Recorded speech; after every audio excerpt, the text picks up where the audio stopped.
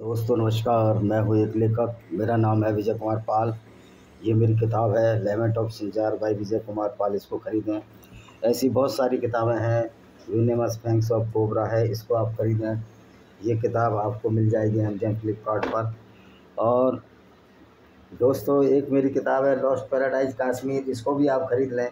ये भी आपको मिल जाएगी। जिस तरह इस्लाम के बारे में हम चर्चा करते हैं, तो दोस्तों ये है पैरानोइया ऑफ कल्ट से किताब है। तो दोस्तों ऐसी बहुत सी किताबें हैं, आप उनको अमेजॉन फ्लिपकार्ट पर ख़रीद सकते हैं। आज दोस्तों हम देख रहे हैं कि जगह जगह इस्लामिक लोग, मुसलमान लोग दंगे कर रहे हैं, फसाद कर रहे हैं, और उनके विरोध में बहुत सारे लोग सड़कों पे भी आ रहे हैं। आखिर ऐसा क्यों हो रहा है? सवाल ये है कि आज सार्थक है क्या इस्लाम इन मान्यताओं से? इस्लाम एक आतंकवाद नहीं है? अगर सभी मुसलमान इन विचारों पर चलें तो क्या आतंकवाद नहीं है?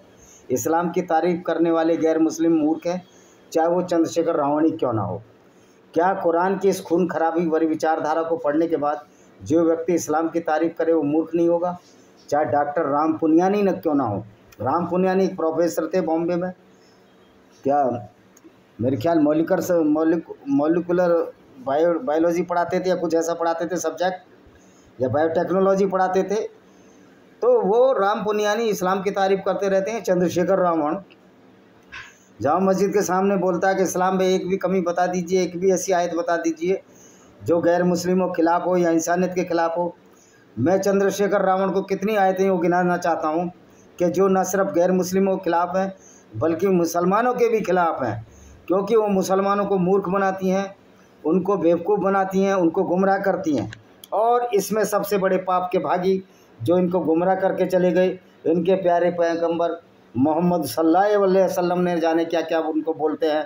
पैगंबर साहब बोलते हैं, एक ऐसा पैगंबर साहब जो पूरी दुनिया में कुरान की आयतें मैं आपको बताता हूँ 9-5, जब रमज़ान के पवित्र महीने बीत जाएं तो काफिरों या मुशरिकों को जब चाहो जहाँ चाहो और कत्ल करो, और उनकी घात लगा कर बैठो, घात लगा कर मार दो, क्योंकि वो इस्लाम कबूल नहीं करते। ये कहते हैं कि हमने संधि की थी मोहम्मद ने, और संधि तोड़ते थे। तुम्हारी संधि क्या थी? अगर तुम्हारी वो संधि भी तोड़ रहे हैं तो तुम्हारी कुरान में ये आयत क्यों आई कि गैर मुस्लिम मूर्ति पूजक नजस हैं, नापाक हैं, पवित्र है? वो मूर्ति पूजें। मोहम्मद को क्या खुजलाहट थी? तुम्हारे अल्लाह को क्या खुजलाहट थी? जो एक झूठ और फरेब का जाल है, अल्लाह नाम की कोई चीज़ नहीं है। मोहम्मद को क्या प्रॉब्लम कोई मूर्ति पूजे? और फिर मोहम्मद के बचपन में भी तो अल्लाह नाम की एक मूर्ति पाई गई थी। मोहम्मद के चाचा तो जो अबू तालिब, वो भी तो एक मूर्ति पूजक थे। उनके दादा अबू मुतालिब तो मक्का की पूरी मूर्तियों 360 मूर्तियों की रक्षा करते थे, और लोगों के तीर्थ यात्री जो आते थे उनके पानी और खाने का प्रबंध करते थे। ये बहुत ही एक अच्छा घराना था जो सेकुलर मूल्यों को संपादित करता था, उनका पालन करता था। लेकिन मोहम्मद ने जैसे ही 610 में ये मूर्खतापूर्ण विचारधारा, जिसको कि हम इस्लाम के नाम से जानते हैं, जब चलाई, सब कुछ खंड प्रखंड विखंड हो गया। और इस तरह की आयतें लाई गई कि गैर मुस्लिम औरतों को उनको लूटा जा सकता है, लूट को बाज़ारों में बेचा जा सकता है। वो तुम्हारी मलकाई अमीन है, मलकाई अमीन, वो रखेल जो कि गैर मुस्लिमों से लूटी गई हो, वो गैर मुस्लिम होनी चाहिए। और ये आयतें भी लाई गई कि गैर मुस्लिम औरत से शादी करोगे उससे अच्छा है एक मुसलमान दासी से शादी कर लो, क्योंकि मुसलमान दासी ज़्यादा अच्छी है, वो गैर मुस्लिम तो नापाक है, पवित्र है। इस तरह की नफरत भरी आइडियोलॉजी को जो सपोर्ट करते हैं उनको वास्तव में मूर्ख कहा जाएगा। ये उनके दिमाग का दिवालियापन कहा जाएगा जो इस तरह की हरकतों को, इस्लाम को सपोर्ट करते हैं। मैं उन लोगों को भी कहना चाहता हूँ जो इस्लाम को सपोर्ट करते हैं, अपने दिमाग को चेक करा लें, कुरान को ढंग से पढ़ें, कुरान के बाद उस पर टिप्पणी करा करें। लोग बिना जाने पहचाने लोग कहते हैं मुसलमान अच्छे होते हैं। मैं कब कह रहा हूँ मुसलमान? अब देखिए, इंसान अगर अच्छा है, उसका नाम मुसलमान जैसा है, तो वो सच्चा मुसलमान ही नहीं है, क्योंकि सच्चा मुसलमान कभी अच्छा हो ही नहीं सकता। क्योंकि सच्चा मुसलमान तो कुरान की आयतें पढ़कर आपसे नफरत करेगा, आपको कत्ल करने की बात करेगा, आपको नाजीस नजस जहन्नुम में, नरक में की आग में जलने वाला होगा। तो ये कुरान की जो आयत कहती है कि हम गैर मुस्लिमों को जहन्नुम की आग में झोंक देंगे, और जब उनकी खालें पक जाएंगी तो उनकी खालें बदल देंगे, जिससे उनको और यातना का स्वाद मिले। इस तरह की आयतें, ये इस्लाम की अच्छाई है? अगर ये इस्लाम की सच्चाई है तो डॉक्टर राम पुनियानी से मैं पूछना चाहता हूँ, तुम इस गंदी विचारधारा का विरोध उसका समर्थन करते हो, यानी कि तुम भी बहुत खतरनाक आदमी हो, तुम भी देशद्रोही नहीं, तुम सामाजिक द्रोही हो, तुम इंसानियत का दुश्मन हो। जो भी इस्लाम की तारीफ़ करे वो इस्लाम का दुश्मन है। हाँ, अगर मुसलमान इस्लाम की तारीफ़ करता है तो वो तो सर्टिफाइड दुश्मन है ही, क्योंकि उसकी मजबूरी है। वो ऐसी मूर्खता में फंस चुका है, जो झूठे अल्लाह के, जो फरेब में फंस चुका है उस अल्लाह का जिसके नाम पर मोहम्मद ने जो दीन चलाया, जो विचारधारा चलाई, जिसको इस्लाम कहते हैं।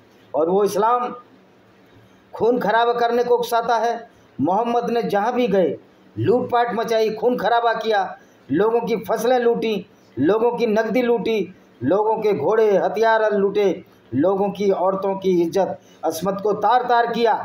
बनु कुरैजा यहूदी औरतों की, जो यहूदी कबीला था उसकी औरतों की इज्जत को तार तार किया। कितने उदाहरण गिनाऊं। रेहाना की इज्जत को मोहम्मद ने तार तार किया, जोहरिया की इज्जत को मोहम्मद ने तार तार किया, सफ़िया की इज्जत को मोहम्मद ने तार तार किया। और ये पीडोफाइल 6 साल की आयशा बिन्त अबू बकर के साथ शादी की, और ऐसा वो मूर्ख बाप जो इस्लाम का पहला खलीफा बना। कितना मूर्ख वो खलीफा था जो अपनी 6 साल की नन्ही बेटी को 51 साल की उम्र के पैगंबर से शादी, सो कैल्ड पैगंबर से शादी कर दी, और जो उससे भी 2 साल उम्र में बड़ा था, यानी कि दामाद बड़ा ससुर छोटा। और यही अबू बकर जब फातिमा से शादी करने के लिए बोला था मोहम्मद की बेटी से, तो मोहम्मद ने कहा बड़ी छोटी है। और यही मूर्ख बाप अपनी छोटी बेटी को अपने से भी बड़े बुजुर्ग बुढ़े आदमी को उसने अपनी फूल सी बेटी को सौंप दिया। तो क्या इस विचारधारा को, जहाँ औरतों के साथ बलात्कार हो, बच्चों के साथ बलात्कार को, जहाँ अबू बकर अल बगदादी कुरान की आयतें पढ़ कर औरतों को बेचता रहा, यजीदी औरतों को, जिसका मैंने जिक्र लेमेंट ऑफ सिंजार भाई विजय कुमार पाल में किया है। ये आपको मिल जाएगी, शाश्वत पब्लिकेशन बिलासपुर में छपी है, और ये आपको अमेजॉन फ्लिपकार्ट पर मिल जाएगी। तो क्या आप इस तरह की विचारधारा को अच्छा कहेंगे? तो ये लोग जो इस्लाम को अच्छा कहते हैं वो भी शैतानी लोग हैं, वो भी राक्षसी प्रवृत्ति के लोग हैं, उनके दिल में मैल है, पाप है, और वो भी उसी विचारधारा को सपोर्ट इसलिए करते हैं कि वो खुद गुंडे, बलात्कारी और कातिल और हत्यारे हैं। वरना कोई भी जो इस्लाम की तारीफ करेगा निश्चित तौर पर हम तो यही सोचेंगे कि वो पैगंबर मोहम्मद की लूट और पाट का विरोध नहीं कर रहा, उसका सपोर्ट कर रहा है। जो मोहम्मद ने काफिले लूटे उनका सपोर्ट कर रहा है। मोहम्मद वो शख्स था जिसने पति और पिता को मारकर दूसरी लड़की के साथ 3 दिन तक एक खैबर में रंगरेलियां मनाता रहा। ये हमने आपकी किताबों से लिया है।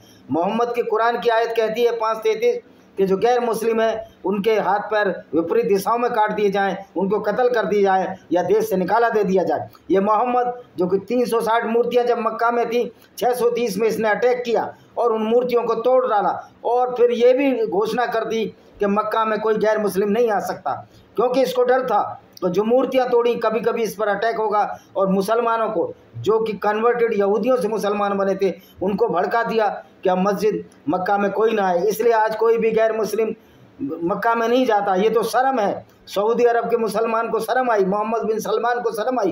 पहले वहाँ काफिर लिखा जाता था, जो एक गाली है गैर मुस्लिमों को, अब वहाँ गैर मुस्लिम का लिखा है। भाई वहाँ गैर मुस्लिम क्यों नहीं जा सकता? काबा तो गैर मुस्लिमों का है। मैं तो पूरे दुनिया के गैर मुस्लिमों से कहता हूँ, काबा को अपने पास कब्जा करो और उस इस्लामिक विचारधारा को ख़त्म करो जो दुनिया के गैर मुस्लिमों के खिलाफ एक गुंडागर्दी है। और उन लोगों को भी सड़क पर मुँह काल करके गधे पर बैठा कर घुमाओ जो इस्लाम की तारीफ करते हैं बिना इस्लाम को जाने वाले, चाहे वो राम पुनियानी हो, चाहे चंद्रशेखर रावण ही क्यों ना हो। आपको मैं दलित भाइयों से भी कहना चाहता हूँ, आप चंद्रशेखर रावण की बातों में मत आइए। ये मूर्ख राजनेता है, ये सिर्फ एक जाति का नेता रह गया है, विशेष जाति का। उसमें भी सब लोग, दलितों के लिए भी इस्लाम में वही सजा है। दलितों को भी नीच, गंदा, नजस, पोटी जितना गंदा, सूअर से भी गंदा कहा गया है, जानवरों से भी गई बीती कहा गया है। ये कुरान में आयत है, ये कुरान की हदीस है कि मोहम्मद साहब किस तरह से औरतों को लूटकर उनके साथ बलात्कार करते थे और मुसलमानों को कहते थे आपस में औरतें बांट लो। यही काम अहमद शाह अब्दाली ने किया। अहमद शाह अब्दाली एक सच्चा मुसलमान था, इसलिए वो उसने बलात्कार किए, कत्ल किए, खून खराबा किया, मंदिर तोड़े। सच्चा मुसलमान वही है जो सर्टिफाइड गुंडा है, जो सर्टिफाइड आतंकवादी है, जो सर्टिफाइड क्रिमिनल है, क्योंकि इस्लाम की आइडियोलॉजी ही उसको क्रिमिनल बनाती है। तो देखिए इस्लाम की आइडियोलॉजी के वजह से पाकिस्तान में किस तरह गैर मुस्लिमों का खून खराबा किया जा रहा है। ये ब्लेंडर ऑफ ब्लास्फेमी भाई विजय कुमार पाल, इसको जरूर पढ़ें, आपको समझ में आ जाएगी कि ब्लास्फेमी के नाम से हिंदू सिख औरतों का बलात्कार किया जा रहा है। उन खालिस्तानी आतंकवादियों को मैं कहना चाहता हूँ, तुम्हारे गुरुओं के कातिल कभी तुम्हारे नहीं हो सकते। ये विजय कुमार पाल दूसरी किताब है मेरी, डिस्क्रिमिनेटेड हिंदू। इस तरह मेरी बहुत सारी किताबें आप उनको पढ़िए।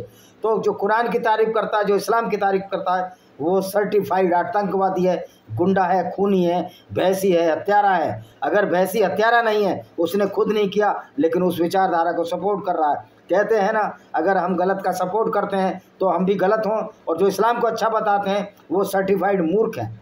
मूर्ख हैं, आतंकवादी होने की तो औकात नहीं डॉक्टर राम पुनिया की। अब ये बुजुर्ग हो गया है, और इसके ये तो सिंधी है, सिंध से भगाया हुआ है। ये इस्लाम की वजह से भागा है, इस्लाम की तारीफ कर रहा है क्योंकि इसको पैसा मिलता है। जो गैर मुस्लिम इस्लाम की तारीफ करता है उनको सऊदी अरब से पैसा मिलता है। सऊदी अरब इस्लामिक विचारधारा का सबसे बड़ा गुंडा देश है, क्योंकि इस्लाम एक आतंकवाद है, इस्लाम वो शिक्षा है। और सऊदी में तो मुसलमान मानते ही नहीं इसको, पैगंबर मोहम्मद को, न दुबई में मानते हैं, वो तो इसको हमर तक कहते हैं। अरबी में हमर का क्या मतलब होता है ये आप देख लेना। मैंने ये यूट्यूब पर एक वीडियो डाला है, उसमें सुना है। मैं इसी के साथ इस वीडियो को विराम देता हूँ। वंदे मातरम, जय हिंद, आपका दिन शुभ हो।